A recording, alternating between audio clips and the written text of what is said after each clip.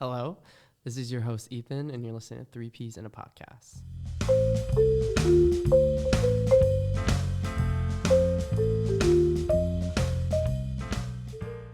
Please note that this episode was recorded during the spring 2026 semester. As a result, certain dates, announcements, or events mentioned throughout the episode may no longer be current. Happy listening. This is an interview conversation style show where every episode will consist of a guest. Each episode aims to uncover who they are, focusing on their ambitions, goals, and their future. I like to call it students versus the real world. So overall, take this as a convenient way to learn more about your fellow peers here at UNE. Let's dive straight into our next guest. So without further ado, introducing Allison. Hi, I'm Allison. Hi, Allison. How are you today? Good. How are you? I'm doing good. I'm a little tired. It's very late. Yes. And I apologize. So, Allison, as always, we'll do a quick icebreaker. Describe yourself. Usually I'm looking for a major grade, but if you want, you can incorporate anything else that you feel is important to you. Sounds good. Well, I'm Allison. I'm currently a junior, and I'm majoring in medical biology on the pre-med track with a minor in health medicine and society.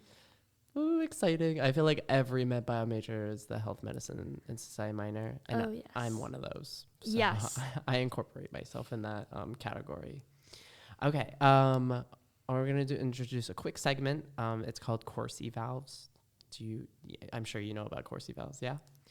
For those who don't know course evals, it's just that survey that you're given at the end of a semester just to rate your classes, your professors, the materials, etc. My spin on it is, since I usually have a guest on once, I would like to learn more about like their classes. So I get this as an opportunity for you to describe a class. So whatever class pops up in mind, it could be a class from freshman year, sophomore year, junior year. Could be right now. Could be any class that was good, that you really liked, that you disliked. Maybe it could be a certain event that occurred in a class that was like embarrassing or like, I don't know, surprising or shocking. Anything.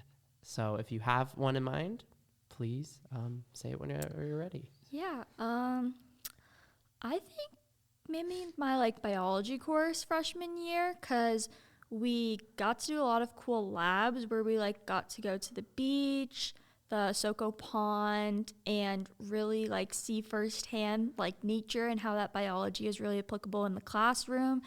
And I think we did a lot of fun experiments and hands-on where we were the people actually in the pond trying to we did one on bugs where we had to collect 100 bugs in the pond and then analyze them and extract their DNA, which I thought was very interesting and hands-on. As much as some of the bugs were kind of gross at times and it was a lot of mud to walk through, it overall was really neat to how we really applied our own campus life to the classroom. Well said. And I know exactly what class you're talking about too. One quick little segment too, just so we learn a little bit more about you.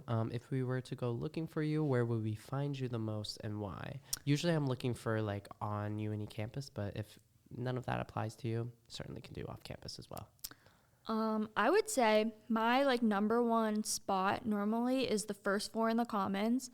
It's a lot more quieter than the second floor, and I feel even though there's a lot of foot traffic, I'm able to focus better because I don't get as many people crossing by, stopping to talk all the time, but I still get interaction with people, and I think the environment is just a lot more calming, and not having 100 people around you all the time doing homework is kind of nice.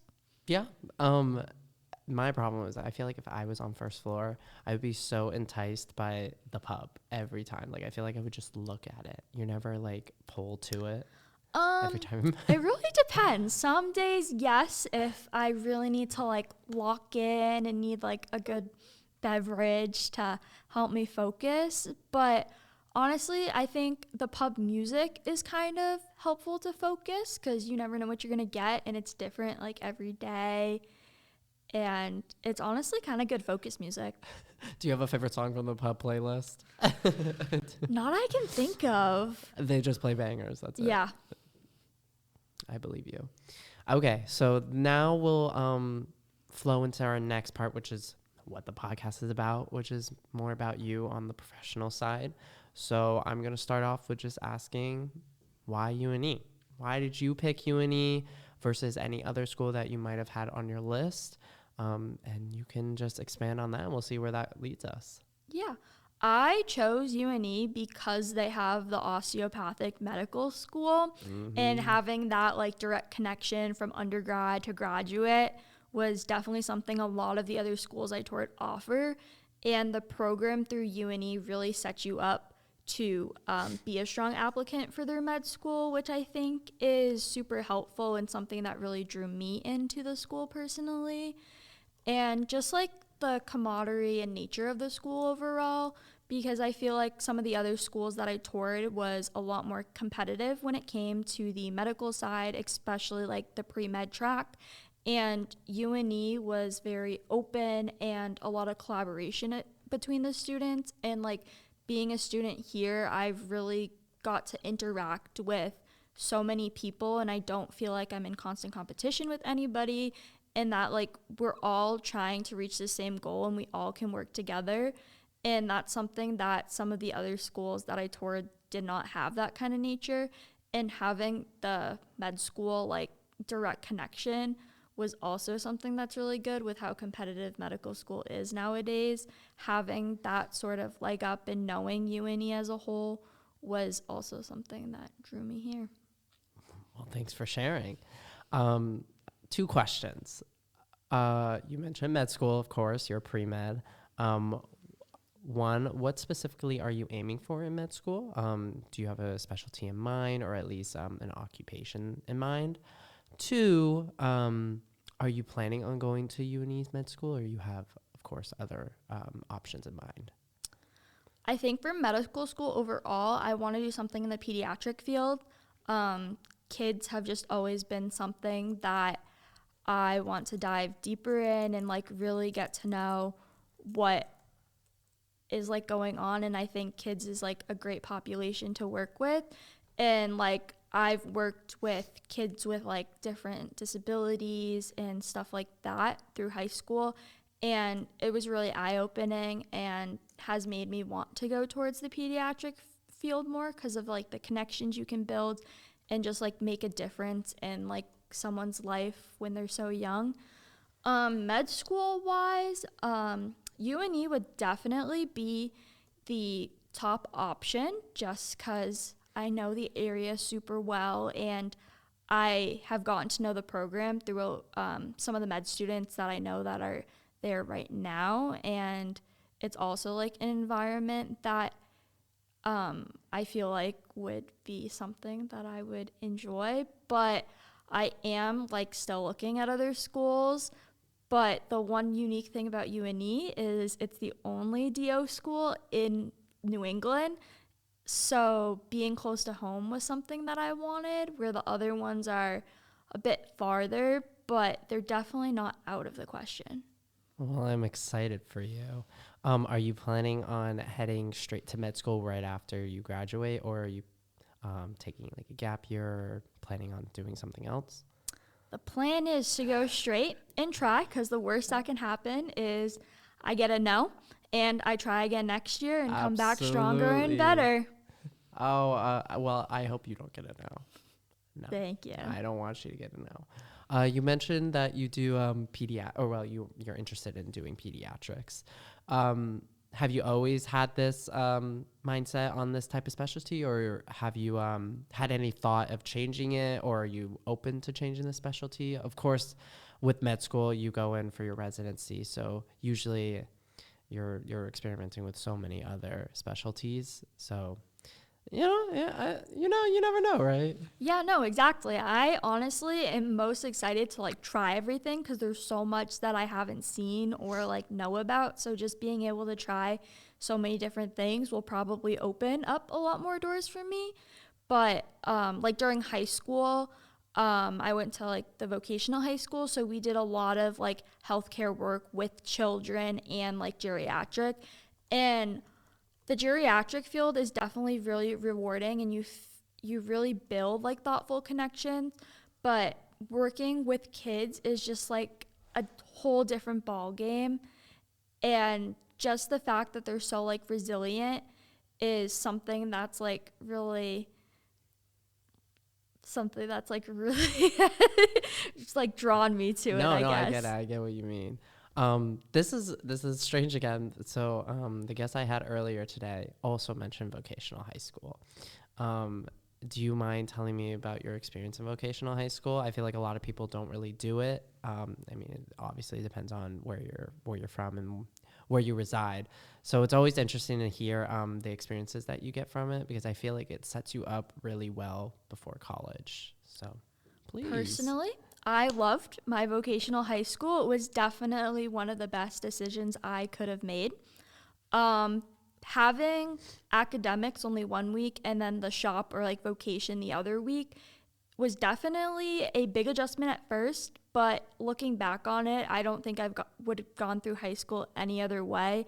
And I got so many certifications while in high school and just really got that firsthand patient care experience at like the age of 16, which is something that a lot of people don't get and get put in these like hard, challenging situations that I've had to learn how to adapt to. So you definitely would agree that it's set you up way better than any other candidates. I mean, at least put you ahead of other candidates really well. I think it definitely exposed me to like more fields and opportunities, because while I was in like the health service program, I did like manufacturing and welding. What? I did Blue collar now? Blue collar health science. Oh yeah. I did auto tech. My high school had a culinary program with its own restaurant. So I was exposed to so many different fields as a freshman in high school. No, I thought you had to like stay in one of the shops. Oh yeah. So during your freshman year, you like get to try like, I think it's like 8 or 9 different ones. You go through like rotations through like 8 or 9, and then like you choose the one that you want to do, which I chose health. But as like a freshman in high school, learning how to weld was something that I never had thought that I would really get to in life, or like learn how to change a tire completely and do an oil change myself. Well, now I know who to call. Oh yeah. If I did more vocational like schooling, I think I would be definitely more interested in culinary. Here's what's weird. So I think mine's considered vocational. I did a program called CTE, and it wasn't attached to my school, but there was a connection between my school and a school nearby. So I was able to apply and I got in. And it was always near the end of the day. You had to drive from your school to the other school to do these, I guess, shops. Yeah. And that's, I guess, what you mentioned was there was culinary, there was health sciences, there was welding, there was a lot of things, but also still limited. So I guess I did do one. I did health sciences, and that's where I got certified as well as a medical assistant. Everyone else did like LNA. I don't care about LNA. Sorry. I just can't wipe butts, but thanks to those who could. But I think if I had it like earlier, because I was offered it junior year. A lot of people from my school only was offered junior year. If I was offered that in freshman year, I probably would go into culinary. Something about cooking and baking, just my favorite. Well, I can't really say that because I did burn down my high school's oven with my friends, so... I digress. Could you tell me, because I know, but they probably don't know, that you're involved a lot here on campus. And there is one thing I want to follow up on with what you do around here, but we'll see if you get to it. If you don't, I'm still going to bring it up. So if you want to lay it out for us. Yeah. First, I'm the vice president of the Partners for World Health Organization here at UMNE and collaborate with the home office field in Portland for Partners. I'm also a learning assistant in a lot of the first year classes where I'm just like an extra head in the classroom, a comfortable face for students to ask questions to, help them with if they don't feel comfortable asking the professor. I'm also part of the Leader Fellow program that does a lot of leadership events on campus, especially the U Lead Awards. I'm also heavily involved in peer tutoring. I tutor a whole long list of classes. That keeps me very busy, but I enjoy it for sure. Did you hit all of that you could think of? Because there Let me is see. one. There is one. I also work at the front desk. Not what I was going for, the but comments. but that's also really good. I also am involved in research. There we go. That's what I wanted to get into.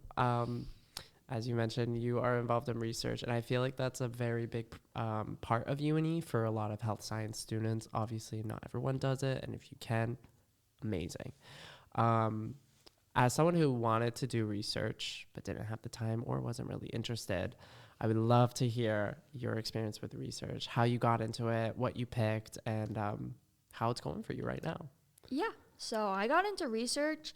I emailed a lot of people my freshman year, got a lot of my labs full. Sorry, we deeply apologize. Very nice. Talked to a few people. They didn't have any openings at the time, which was totally fine. And then sophomore year is when I was approached and asked to be a part of Dr. Garcia's research lab, actually in genetics lab. So, put on the spot, I was like, sure, I'll do it. Not really prepared for a yes or a no, was super busy at the time, but I said yes. And I've been doing it ever since, and I love it. I have gotten a few grants to work in the lab. Last summer, I got a pretty good one that paid for me to work in the lab the whole summer and everything, and allowed me to work in the Portland research labs, actually, where I was able to interact with a lot of graduate students. They weren't in my lab per se, but just in the environment, and it was very different than the Biddeford labs, and it was just a lot more professional, and they had a lot more high-tech machines in it, and a lot of the comm and pharmacy professors were really doing a lot of pretty cool research, and getting to see it was pretty cool. Yay. Are you allowed to say what you're currently studying right now or researching right now? Yeah. Okay. So, cool.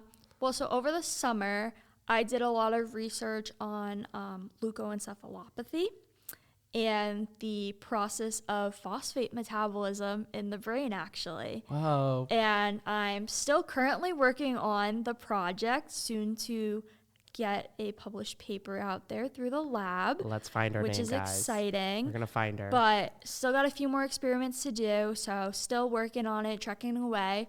But it's definitely really interesting and something that I've never really thought of how phosphate works in your brain. Yeah, I can't say I've ever come across that topic myself. Maybe others have. Now, do you recommend, especially for health science majors or anyone planning on going to graduate school, do you recommend that people get into research if they have the time? I feel like it's really person to person. It has to be something that you want to do and something that you like to do, per se. And you have to find the right lab for you, because there's a lot of labs that work just straight doing pipetting and experiments and reading papers. And there's a lot of others that are working with actual people as their subjects. So it's really different. And I feel like it's very perspective driven, but going into the medical field, I think it's really helped me understand a lot more on the mechanistic level of what's going on, which is going to be very beneficial for me in the long run, and definitely something that I'm glad I took advantage of when I had the time to. Great. And now that's actually what I was going to lead into, was about, do you see research setting you up for med school? I know you mentioned that mechanically wise, learning the mechanisms and pathways, that's really beneficial. But do you see anything else regarding it that could really set you up?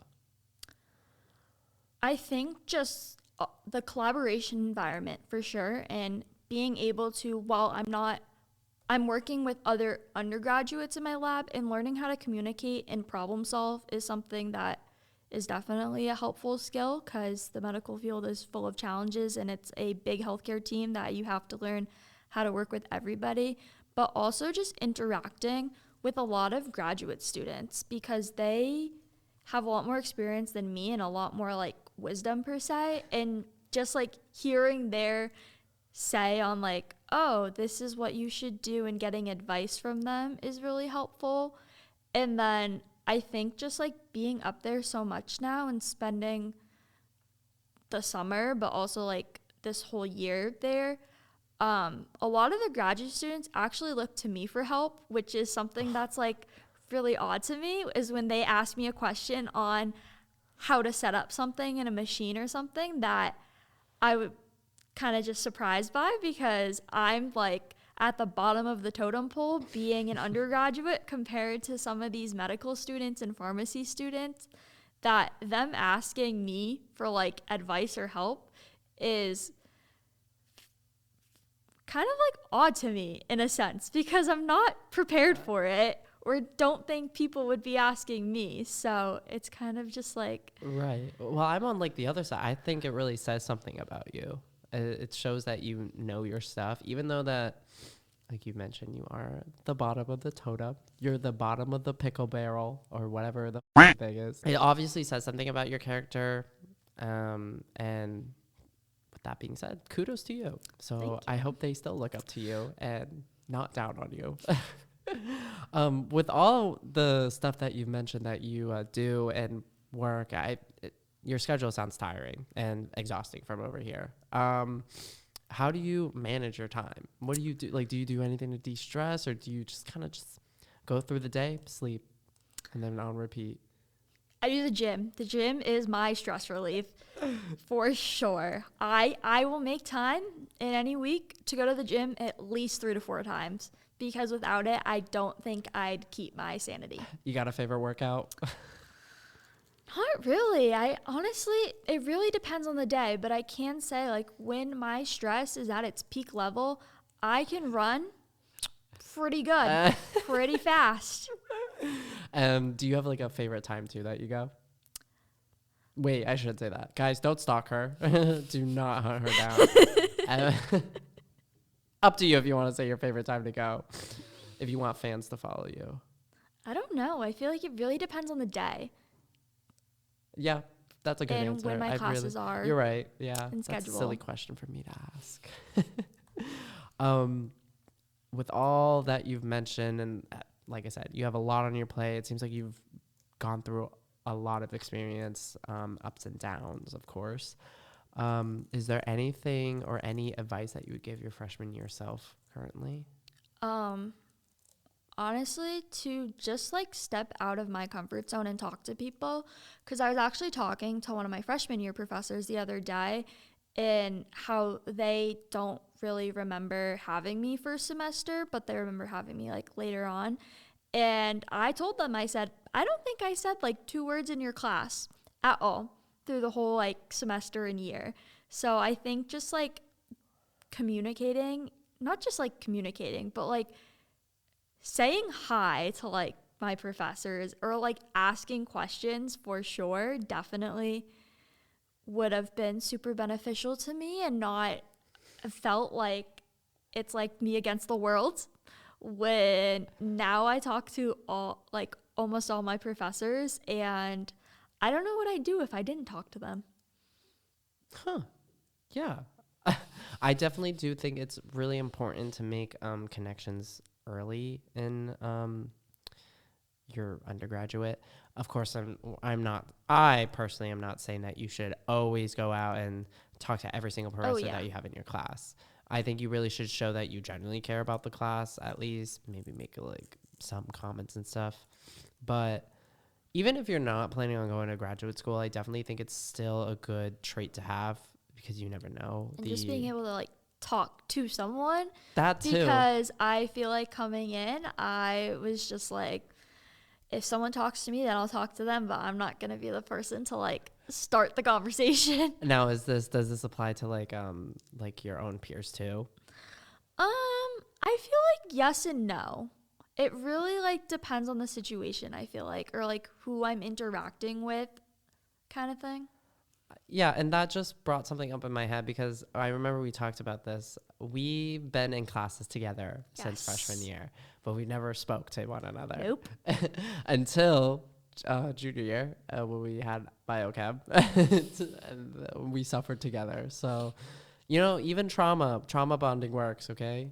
So if you want to sit next to your peer in, I don't know, Orgo lab or something, trauma bond. You guys will become great friends at the end. With that being said, do you have any like important figures in your life that you look up to? I feel like it's a really, especially going to med school, it's a really time consuming, and it's very draining mentally. And I feel like you really need motivation. It could be even like your closest friends, could be your roommates, could be friends from home, or even your own parents. But I see there's an importance in that. Do you find that you have someone that you look up to, or that at least drives you? I think first my parents for sure, and that like they're always there no matter what, and like always willing to help. And like growing up, my dad would sit with me hours on end and help me learn history in like 5th grade when I did not want to learn anything about it. But for me, I think really my med school drive came from my grandfather, who's a doctor.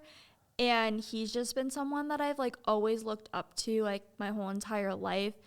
And just being able to like feel like I'm making him proud and making myself proud is something that like really drives me, and how he is so supportive and like will do anything he can to help me, even though like I don't see him all the time, or like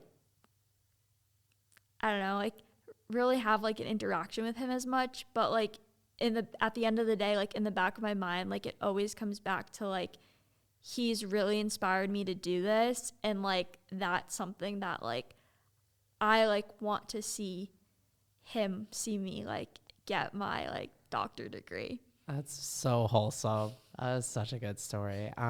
Did he what specialty did he focus on?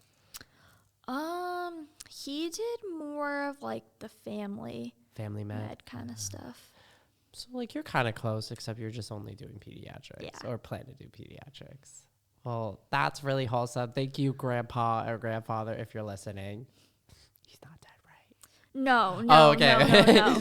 But technology is not his strong suit. This is a good point to teach him now. You can teach this doctor. He only knows how to access YouTube Shorts on his phone, but he doesn't know how to text, but he can make a good phone call. A good phone call and YouTube Shorts. So I'm here is we're gonna need to upload these videos on YouTube Shorts. Oh yes, he is very good at the YouTube Shorts, and whenever we go and visit, he could be halfway across the house and you could still hear it. Okay, all right. Obviously, you're planning on going to med school straight away. Right now, as a junior, because you still have a whole year ahead of you. I mean, obviously, you still have to apply to schools currently, but like you don't actually have to physically go there yet. Are you currently working towards anything, like any goal of yours? It could be like a short goal, or it could be this long-term goal of just even getting into med school, but it could be any goal really. Yeah, I feel like the long-term goal is just to get into med school and just like doing the best that I can to get there, and knowing that I can control what I can control, and there is a lot in the world that I can't control. Mm-hmm. And honestly, if there was one goal, it would be to learn how to be okay with things not always being 100% perfect. Wait, that was great, because that's what I want to ask you before we wrap it up, which I always ask. Is there anything you would like to leave to the listeners before we end it? Unless you have something else to say, because that was good. That was good. College is stressful, for sure. There is ups and there is downs, for sure. But it's like the place for you to grow and like figure out who you are as a person. And I've like personally, I feel like I've really come out of my shell and been able to talk to so many people and hold conversations with people I don't even know at times. But it's like they've known me forever at some times. And honestly, just like being okay with everything not going your way all the time, and you can only control so much in life and in school, that you will have hard classes and you will struggle, but that's like okay, and that's not gonna like end your world. And I feel like that's something that like definitely resonates with me, because I tend to want to be able to control like everything about me and know Like, who what's wouldn't? going on. Yeah, exactly. But it's like okay to not know. Like it's okay that you have a path in life that you might not know what's going on 100%, and that's okay because you have so much time to figure it out. And like you're in college, you're in your 20s, you still have your whole life to figure out what you want to do with it. Absolutely. Everyone should hear that from Allison over here. Don't rush anything. Thank you for listening to 3Ps in a podcast. And of course, thank you for listening to our wonderful guest, Allison. And thank you, Allison, for taking your time to chat with me on this very late night. Thank you. I won't hold you up for too long. You can go to bed when we're done. I hope you learned a thing or two from them and hopefully found them as someone you can look up to or can relate to. A big thank you to my good friend Avery for producing the intro and outro jingle, currently studying at Berklee College of Music and Arts. Another thank you to my good friend Miranda, a graphic designer, for creating the amazing logo. If you want to check out more of her work, you can find her on Instagram at miranda.madeit. Have a spectacular day, afternoon, night, and next time we'll be back with a whole new guest.